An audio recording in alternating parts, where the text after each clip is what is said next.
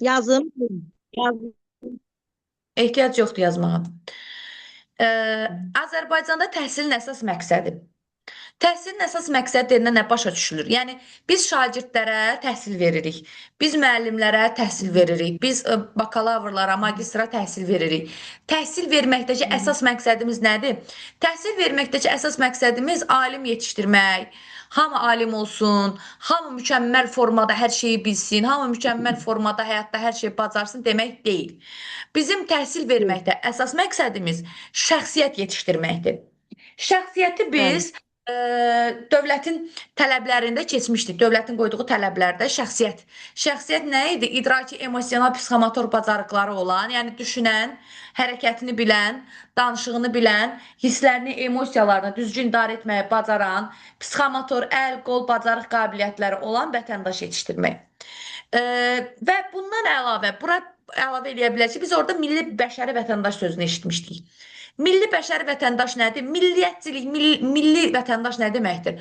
O deməkdir ki, hər bir vətəndaş, yəni burada Azərbaycan vətəndaşından söhbət gedir.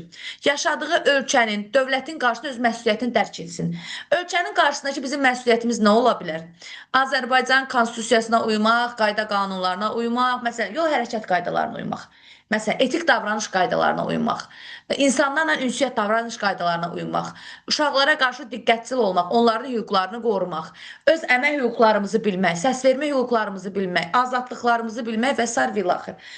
Bu nə deməkdir? Bu, özünün dövlət qarşısında məsuliyyətini dərk etmək və dövlətə, xalqa yararlı vətəndaş olmaq. Yararlı vətəndaş deyəndə insanlar belə başa düşür ki, mən yararlı vətəndaş deyirəmsə, mütləq sən dövlətin belə deyək də, sanki dövlətin istismar elədiyi bir insan kimi olmasan, xeyr. Yararlı vətəndaş oldu ki, sən pis narkotik alüdəçiliyindən uzaq olmalısan, içki alüdəçiliyindən uzaq olmalısan, dövlətə, xalqa, şəxsiyyətə, vətəndaşa zərər verəcək insan olmamalısan, öz Olmamalı. işində, öz gücündə, öz təhsilində, öz ailə dəyərlərini qoruyan, yararlı, sağlam psixologiyalı, sağlam əxlaqlı, təmiz əxlaqlı evladlar yetişdirən, yetişdiyin evlad da vətən üçün xeyirli olan, yəni burada vətənə yararlı, vətəndaşa, xalqa yararlı deyəndə burada istismar olunmuş vətəndaşdan söhbət getmir. Yəni sən vətəndaşı yetişdirəcəksən, sən özünə bir vətəndaşsan. Sən elə bir vətəndaş olmalısan ki, səndən heç kim zərər çəkməsin, heç kim səndən ziyan çəkməsin. Daha sonra demokratiya prinsiplərinə uymalısan. Azərbaycan demokratik respublikadır. Burada hər kəsin öz hüquq və azadlıqları var. Hər kəsin öz vəzifə və hüquqları var. Bütün bunlara hörmət etməlisən, demokratik hüquqları qorumalısan. Öz milli mentalitetinə yararlı olmalısan. Azərbaycan milli mentalitetləri var. Hansı ki, böyüyə hörmət, kiçiyə sevgi, qadınlara qarşı qayğı, ondan sonra bizdə fərqlidir də hər şey. Bizim ailə mədəniyyətimiz, toy mədəniyyətimiz, qohumluq əlaqələrimiz, bunlar hamısı bir yerdə bizim mentalitetimizi təşkil eləyir. Toy adət-ənənələrimizdən tutmuş yas adət-ənənələrimizə qədər. Yəni bizim mentalitetimizə uyan vətəndaş olmalıyıq. Eyni zamanda bəşəri vətəndaş. Yəni tutaq ki, Azərbaycanda bir qeyri-Azərbaycan milləti yaşayır. Biz ona qarşı hörmətlə yanaşmalıyıq. O buddist ola bilər, ateist ola bilər, deist ola bilər, xristian ola bilər. Onun dini mənsubiyyəti bizi maraqlandırmır. Hər kəsin dini özünə. Ona insan kimi yanaşmalıyıq. Da bu xristiandır, durum onu sıxışdırım, ona mobbinq göstərim, onu iş bir yerdə işləyirsə onu təhqir edim, ona pis davranım ki, o bezsin həyatından. Yəni belə bir yol verməməliyik. Dünyadakı bütün xalqlara da eyni öz xalqımız kimi hörmətlə yanaşmalıyıq. Hansı dinə inanır, dəri rəngi nədir, irqi nədir, mənsubiyyəti nədir, cinsi nədir, gender bərabərliyi də eyni olmalıdır. Götürməklə, yəni biz, yəni şəxsiyyət nədir? Şəxsiyyət bütöv insanın ən mədəni yüksək forması, şəxsiyyətli insan. O tipdə bir insan yetişdirməliyik və bizə ötürülən sistemləşdirilmiş bilikləri qəbul etməli və onu daim artırmalıyıq. Yenə mən deyirəm, hər oxuyan Molla Pənah Vaqif olmalı deyil. Amma hər kəs heç olmayan sadə bilməlidir. Heç olmayan pul vahidlərindən alıb alqı-satqısını, yəni mal alıram, nə qədər mənə pul qaytaracaqlar, pul ver, nə qədər pul alacaqlar, sadə ölçü vahidlərini, kütlə elementar riyazi bilgiləri, elementar vurma cədvəlini hər bir vətəndaş bunu bilməyə məcburdur. Cahil olmamalıdır Azərbaycan vətəndaşı. Aydındır? Aydındır müəllim. Gəlir maddə 5. Təhsil hüququna dövlət təminatı. Bizim hər birimizin təhsilimizin təminatçısı dövlətdir. Azərbaycan Respublikasının Uşaq Hüquqları və İnsan Hüquqları Konvensiyasına əsasən hər bir Azərbaycan vətəndaşı məktəbə qədər yaş dövrünə çatdıqdan sonra, yəni bağça yaşına çatdıqdan sonra dövlət müəssisələrində tam ödənişsiz, indi valideyn istəyirsə aparar ödənişlə özələ qoyar, özü bilər. Özəldə belə oxusa, onun təhsilinin təminatçısı Azərbaycan Respublikasıdır. Azərbaycan Respublikasının vətəndaşın pasportu, şəxsiyyət vəsiqəsi olan hər bir kəs dilindən, irqindən, etnik mənsubiyyətindən, ondan sonra sosial vəziyyətindən, sağlamlıq imkanından asılı olmayaraq eyni vətəndaşlıq, eyni təhsil hüququna malikdir. Burada sosial vəziyyəti nə deməkdir? Bəzi ailələr super imkanlı olsa da, bəzi ailələr çox imkansız olur. Və bu şagirdlərin təhsil almasının təminatçısı Azərbaycan Respublikasının özüdür, dövlətidir. Deyərsiniz ki, bəs uşağın pulu yoxdur, bir cüt ayaqqabı alsın, bir dənə dəftər alsın, nə etməlidir? Birincisi, bizdə ünvanlı sosial yardımlar var, ona müraciət edə bilərlər. Və bundan əlavə olaraq, əlbəttə ki, durum sosial yardıma müraciət edeyim, aylarla onun gözləyəsi deyiləm. Yerli bələdiyyə və icra orqanlarına və həmçinin məktəbin vasitəsilə, məktəb rəhbərliyin vasitəsilə yerli bələdiyyə və icra orqanlarına biz müraciət edə bilərik. Biz təhsil hüququmuzun ödənilməsini, heç olmasa minimum təhsil ödənişləri, hansı ki, çanta, dəftər, məktəbli geyimin təmin olunmasını tələb edə bilərik və bunlar da təmin olunacaqdır. Eynilə dövlət mülkiyyət formasından asılı olmayaraq, bütün təhsil müəssisələri işə qəbul, təyin olunma, seçilmə, əməyin stimullaşdırılması, təhsil müəssisələrə qəbul olunanda təhsil alanların təqaüdlə təmin edilməsi, biliyinin advokat, obyektiv qiymətləndirilməsi, təhsil sahəsindəki bütün hüquqların qadın və kişilər üçün gender bərabərliyi çərçivəsində, yəni bərabər hüquqlu olmasını dövlət təmin edir. Yəni biz abituriyent imtahanı veririk, mən abituriyent imtahanı vermişəm, müəyyən dövlət limit qoyub, o limiti keçən ödənişsiz oxuyub, keçməyən ödənişli oxuyub. Azərbaycan Respublikasında cəmi bir dəfə ödənişsiz oxuya bilərsən. Mən o bakalavr oxumuşam ödənişli, magistr oxumuşam ödənişsiz, mən doktorantur oxusam oxuyacam ödənişli. Artıq mənim bir daha ödənişsiz oxumaq hüququm yoxdur. Daha sonra mən universitetə daxil olanda qiymətlərimin yaxşı və ya pis olmasına asılı olaraq mənə təqaüd veriblər. Magistrda da mən təqaüd almışam, bakalavrda almamışam. Çünki biz bakalavr olanda ödənişli oxuyanlara təqaüd verilmirdi. Amma indi ödənişli oxusan belə, sənin qiymətlərin yaxşıdırsa, aylıq dövlət sənə təqaüd verir, tələbə təqaüdü. Eyni zamanda hər kəs, qadınlar və kişilər üçün təhsil müəssisəsində bütün hüquqlar bərabərdir. Qadın da elmi işçi ola bilər, alim ola bilər, kişi də. Qadın da dosent ola bilər, qadın da məktəb direktoru ola bilər, kişi də ola bilər. Qadın da PŞT-də, Bakı Şəhər Təhsil Dairəsində və ya Aran regionalda və ya Abşeron Xuzur regional təhsil dairəsində çalışa bilər, kişi də çalışa bilər. Yəni sənin cinsiyyətin, sənin təhsil sahəsində olan öz fəaliyyətə təsir etmir. Sonra dövlət hər zaman təhsil bazarına uyğun belə deyək, necə deyirlər, ixtisaslı kadr üçün sifariş verir. Yəni bu nə deməkdir? Dövlət tələbə qəbul imtahanı bitdikdən sonra dövlətin açdığı o təhsil proqramları hal-hazırda yeni dövrə adaptasiya olunmuş formadadır. Yəni bu nə deməkdir?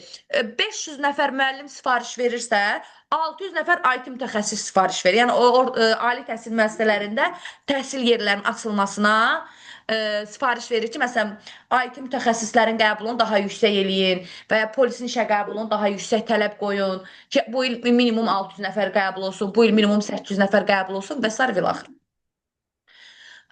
Daha sonra keçək, burada belə bir söz var. Maddi vəziyyətdən asılı olmayaraq istedadlı şagirdlərin təhsil davam etməsinə təhsil davam etməsinə şərait yaradır və sosial ehtiyacı varsa onu qarşılayır. Bu nə deməkdir? Uşaq ki, mənim övladım var, fitri istedadlı uşaqdır. Mən bayaq yenə vurğuladım. Oxutmaq istəyirəm, imkanım çatmır. Məktəb və ya universitetin vasitəsilə yerli icra bələdiyyə və dövlət qurumlarına müraciət edərək, şagirdin nailiyyətlərini rəsmi peçatlı formada göndərərək ona kömək olunmasını dövlət təmin edir. Deyir, mənim xəbərim olmaya bilər, sən kömək istə, mən kömək edəcəm. Daha sonra, hamı Azərbaycanda yaşamır da, bizim xaricdə yaşayan vətəndaşlarımız da var, xaricdə təhsil alan tələbələrimiz də var. Azərbaycan Respublikasının hüquq və azadlıqları, konstitusiyası, tərəfdar çıxdığı beynəlxalq müqavilələrə əsasən sən Azərbaycan vətəndaşı ol, Azərbaycanda yaşa, Türkiyədə yaşa, Moskvada yaşa, Rusiyada, İranda, harda Amerikada yaşayırsan yaşa, orada yerləşən konsulluqların vasitəsilə Azərbaycan və tələbələrini qoruyur, onların hüquqlarını qoruyur, onların təhsilinə təminat verir. Əgər onlar maddi, mənəvi, psixoloji bir sıxıntı, qısnama yaşayırsa, konsulluğa müraciət etməklə öz hüquqlarını bərpa edə bilərlər. Sonra burada dövlət standartları gəlir. Maddə 6. Bax, Şövqə xanım, Azərbaycan dövlət standartları 5 ildən az olmayaraq dəyişir. Bəs 5 ildən bir dəyişə də bilər, dəyişməyə də bilər. Yəni nəyə görə dəyişir? Baxın, son bir ildə nə baş verdi? Bir ildə yox, hətta 5-6 ayda nə baş verdi? Süni intellekt partlayış şəklində yeniləndi, gördünüz? Birdən-birə həyatımıza süni intellekt gəldi. ChatGPT gəldi, nə bilim, cürbəcür süni intellekt proqramları gəldi. Bu təhsil proqramlarının dəyişməyinə səbəb olacaq. Çünki standart təhsil proqramları artıq dövlətin tələblərinə cavab verməyəcək. Ona görə 5 ildən bir dünya həyatında, təhsil həyatında qeyri-adi yeniliklər baş verərsə, dövlət standartları da ona uyğun dəyişir. Nəyə əsasən dəyişir? Yerli və beynəlxalq, milli və ümumbəşəri dəyərlər əsasında. Bu nə deməkdir? Azərbaycanda sosial rifahın dəyişməsi, maddi-mənəvi vəziyyətin dəyişməsi, dünya baxış bucağının dəyişməsi, texnologiyalarda yeni bir partlayış, yəni dediyim kimi ChatGPT kimi, süni intellekt kimi, düşünən süni beyin kimi bir funksiya daxil olduğu üçün artıq təbii ki, uşaqların dünya görüşü daha sürətlə genişlənəcək və standart təhsil proqramları bunu əhatə etməyəcək. Dövlət standartları nəyi müəyyən edir? Dövlət standartları təhsilin məzmununu, yəni nə öyrədiləcəyini, təhsilin idarə olunmasını, yəni məsuliyyət kimin üzərindədir, kimin vəzifəsi nədir, məsuliyyətin bölüşdürülməsi və idarə olunmasını, maddi, texniki və tədris bazasını, yəni məktəbin daxilində kitabxanaların və onların əşyaların, laboratoriya otaqlarının və onların əşyalarının, inventarların, məktəb daxili istifadə olunan avadanlıqların, kitab və dəftərlərin onların təminatının bazasını, infrastrukturunu, məktəblərin binaları, təkcə məktəbdən getmir burada. Universitetin binası, akademiyaların binaları, onların su, işıq, elektrik, internet, qaz xətləri ilə təmin olunması, onların internet xətləri ilə təmin olunması, onların dayanıqlılığı, təhlükəsizliyi və təmirindən gedir burada söhbət. Təhsil verənin keyfiyyət göstəricisi, təhsil verən kimdir? Müəllimin keyfiyyət göstəricisi, təhsil alan bilic, bacarıq və vərdişlər səviyyəsi. Əvvəl belə idi, indi əlavə olunub ora valideyn məktəb əlaqəsi, şəxsiyyət yönümlülük və şagird yönümlülük. Bunlar da dövlət standartlarına əlavə olan meyarlardır. Tədris dili. Azərbaycan Respublikasında Azərbaycanın tədris dili Azərbaycan dilidir. Vətəndaşların və təhsil müəssisələrinin və tədris müəssisələrinin dövlət dili də Azərbaycan dilidir. Eyni ilə Azərbaycanda ingilis dilli, fransız dilli və rus dilli məktəblər olmasına baxmayaraq, orada Azərbaycan dili dövlət dili kimi bilinməyə məcburdur. Yəni, rus dilli məktəbdə oxuyursan, Landau School'da oxuyursan və ya fransız məktəbində oxuyursan və ya türk liseyində oxuyursan. Məsələn, Atatürk liseyi var da Azərbaycanda. Fərqi yoxdur, əcəb eləyirsən, oxuyursan. Amma orada Azərbaycan dili və ədəbiyyatı, Azərbaycanın tarix və coğrafiyası mütləq şəkildə Azərbaycan dilində tədris olunur. Hər bir Azərbaycan vətəndaşı Azərbaycan dilini mükəmməl bilməlidir, Azərbaycan dilində mükəmməl danışmalıdır. Əgər biz müəllim isə, biz tədris prosesinin iştirakçı təhsil verən isə, lori dildə, dialektik sözlərdən istifadə edərək danışmağımız yol verilməzdir. Yəni, müəllimin nitqi natiq olmalıdır. Açıq, sərbəst, səlist, hamı tərəfindən başa düşülən olmalıdır. Bu qədər növbəti dərsimizdə indi keçəndə yükləyəcəm. İndi deməli,